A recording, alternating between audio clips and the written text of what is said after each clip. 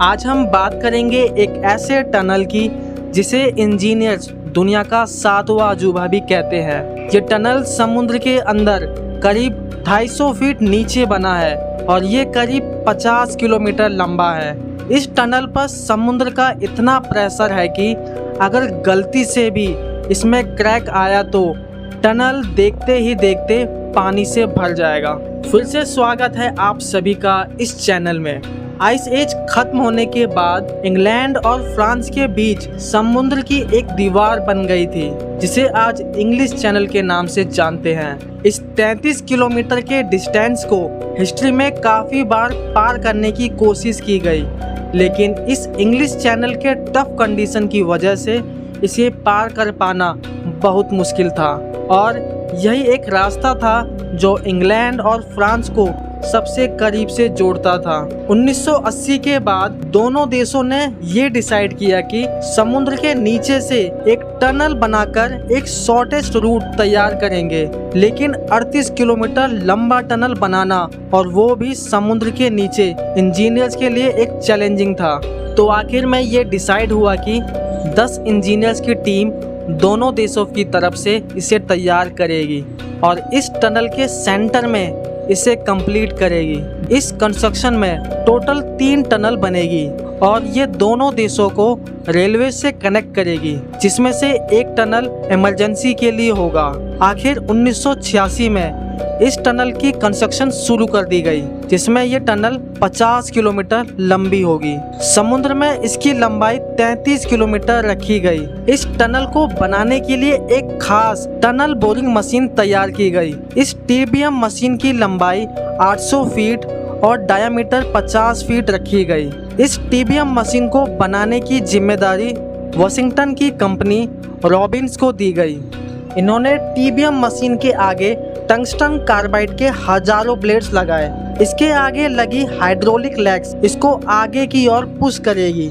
इससे निकलने वाले मलबे को कन्वेयर बेल्ट के थ्रू बाहर निकाला जाएगा, जो इस टीबीएम मशीन में ही लगी होगी। इस टीबीएम मशीन के तैयार होने के बाद सवाल ये था कि इसे टनल के अंदर कैसे ले जाया जाएगा।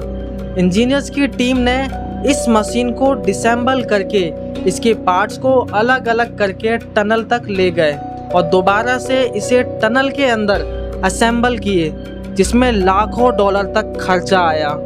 इस टनल के प्रोजेक्ट को शुरू हुए 2 साल हो गए थे। 1980 में इसके दोनों साइड से खुदाई का काम स्टार्ट हुआ। एक दिन में ये मशीन करीब 750 स्क्वायर फीट जगह को खोद रही थी, जिससे हर एक घंटे में करीब 2400 टन मलबा जमा हो रहा था। इंग्लैंड में इस मलबे से समाफेरी होई नाम का काउंट्री बार बनाया गया और वहीं दूसरी तरफ फ्रांस ने सगुटे के पास एक आर्टिफिशियल लेक बनाई। जैसे जैसे टनल से मलबा निकाला जा रहा था, वैसे वैसे टनल के साइड को सील कर दिया जा रहा था। अगर ऐसा नहीं करते तो कभी भी वाटर प्रेशर की वजह से टनल बर्बाद हो सकती थी और उसके अंदर फंसे मशीन के साथ साथ वर्कर्स भी डूब जाते। इस टनल में कोर कंक्रीट स्लैब का यूज किया गया। ये कोर कंक्रीट न्यूक्लियर प्लांट में लगने वाले कंक्रीट से भी ज़्यादा मजबूत थे। इस टनल में करीब रेनफोर्स्ड स्टील से बने 7,50,000 कंक्रीट स्लैब यूज किए गए थे। महीनों बीत गए और टनल को बनाने का काम नहीं रुका। अब सब इस बात का इंतजार कर रहे थे कि कब ये टनल बनके कंप्लीट होगी, लेकिन अब ये काम बहुत ही मुश्किल होने वाला था। अगर ये टीबीएम सही डायरेक्शन में आगे नहीं बढ़ती तो कभी नहीं पूरी होती, जिस वजह से ये समुद्र में खो जाती। इसके लिए एक लेज़र बीम गाइडेंस सिस्टम का यूज़ किया गया। एक लेज़र बीम इंग्लैंड के टीबीएम में लगी थी और एक फ्रेंच मशीन में। ये दोनों लेज़र एक दूसरे से वायरलेसली कनेक्टेड थे। जब भी कोई एक टीबीएम मशीन अपनी पोजीशन चेंज करती तो ये लेज़र कंप्यूटर के थ्रू उस मशीन के हेड को दोबारा से सही डायरेक्शन में ले आती थी। 3 साल की बोरिंग के बाद अब इन मशीन के बीच सिर्फ 100 मीटर की दूरी रह गई थी। अब इंजीनियर्स के लिए एक मुश्किल टाइम आ गया था, क्योंकि अब इन्हें दोनों टीबीएम में से किसी एक टीबीएम को सुसाइड करवाना था।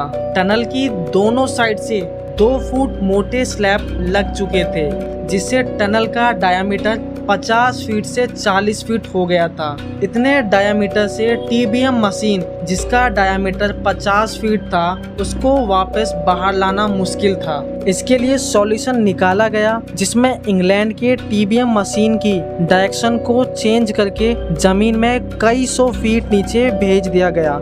आज भी वो टीबीएम मशीन जमीन के अंदर ही है और दूसरी टीबीएम मशीन को टनल से जोड़ दिया और इस टीबीएम को डिसेंबल करके बाहर निकाल लिया। अब आप ये सोच रहे होंगे कि इंग्लैंड वाले टीबीएम को भी डिसेंबल करके बाहर निकाला जा सकता था, लेकिन इंजीनियर्स का मानना है कि जितना खर्चा इस टीबीएम मशीन को डिसेंबल करने में लगता, उससे कम खर्चे में एक नई मशीन बनाई जा सकती थी। इसलिए उस मशीन को वहीं दफन कर दी गई। कई सालों की मेहनत के बाद वर्कर्स ने एक आखिरी चौक की लेयर को मैन्युअली तोड़ा।